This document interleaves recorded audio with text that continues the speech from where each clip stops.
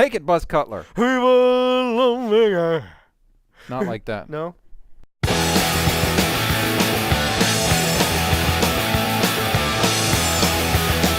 Welcome to the Rowdy.com Big 3, our Las Vegas Race Weekend Preview Edition. I'm Buzz Cutler. To my left is, your right, is Bass Masters. Greetings. We're going to give you the keys to this weekend's race, as well as a couple of drivers to keep in mind while doing your little fantasy league deals. Well, Cutler, this is our first downforce race of the year, right? Yeah. So I'm tempted to say the big key is downforce. Yeah. But, I think it's clean air. I think it's clean air. We saw it all year last year getting out front, and that clean air is the difference when you're a good race car now between good downforce and great downforce on your race car. Nice clean air flowing over the vehicle, pushing it down the track. You get through the corners faster because, after all, on these type of racetracks, it's all about keeping up your momentum in the corners, not having to get out of the gas, use too much brake, that kind of thing. Well, and will we have the same sort of clean air parades that we saw? Don't see why not. Well, you got a little bit of a new car, a little bit of a new nose, new splitter. Will that make a huge bit of difference?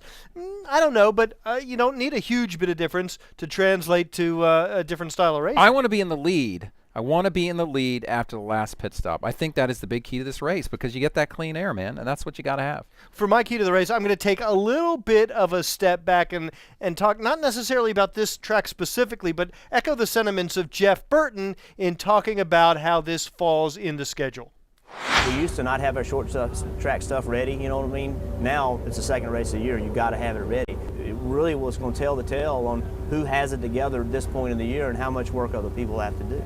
This is the first downforce race of the season, Yep. and let's not overlook that. We've been to a super speedway, we've been to a short track, and I want to see, did Roush Fenway really solve their downforce problems? Did Richard Childress, were they able to bring over their downforce success from last season to this season? I mean, I think there's a lot of questions that may be answered in Las Vegas. Let's talk about the drivers and who you like and who you don't like. One stat that jumped out at me, and this is, I guess, in the guys to avoid category, since the reconfiguration in 2007, Kurt Busch, in his hometown, has not cracked the top 25. It's interesting, too, because you're tempted to say, well, maybe he's better on the flat stuff, but honestly, Kurt Busch at Atlanta is very good. Kurt Busch at Texas very Bristol? good. Kurt Busch at Charlotte's very good. So honestly, a big fast track is not a problem, generally speaking, for Kurt Busch. So it is a bit of a mystery how he performs here. You got to look at Jimmy Johnson. 4 races on the new Las Vegas. He's won 2 of them.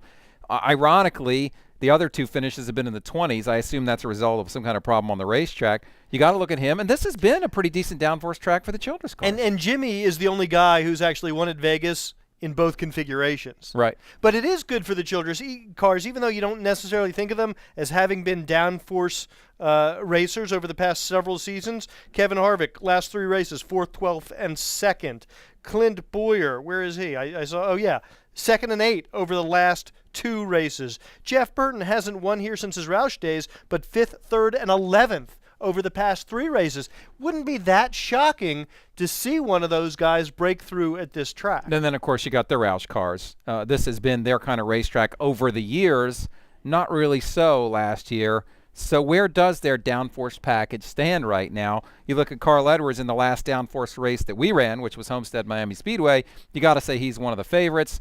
And then, in light of that, how about a Joey Logano? How about a Martin Truex Jr.? How about a Kyle Busch? We How about haven't a Kyle mentioned Busch? Kyle yet. He won this race 2 years ago. So a lot of guys to look at, a lot of unknowns going into Las Vegas as far as the downforce package goes. Teams will have had stuff that they've worked on all winter, and they're going to try it out for the first time now. Who you like? Well, Jimmy Johnson, of course, is a no-brainer, and since I have no brain, I'm not going to pick him. Okay. I'm looking at Carl Edwards or Kyle Busch. They seem to be the next 2 most obvious guys. I'd like to go out on a limb and pick one of the Childress guys, but I think it's going to be Kyle Busch or Carl Edwards. I'd flip a coin on either of those guys. Let's just go with Kyle Busch. He's coming off a pretty stellar weekend at Phoenix. Maybe he can keep a little bit of that momentum going. I think the Roush drivers are for real. That leads me to Carl Edwards, but I'm not going to pick him. I'm going to pick the 16 car, Greg Biffle. After a very, very tough start to the season, I think Greg Biffle wins this race and makes himself a factor again. Let us know what you think in the comments box below. My name is Bass Masters. This is Buzz Cutler. We'll see what happens at Las Vegas, and we'll be back on Monday to talk about it. Rowdy.com. Say it like it is. Say what like it is? Rowdy.com.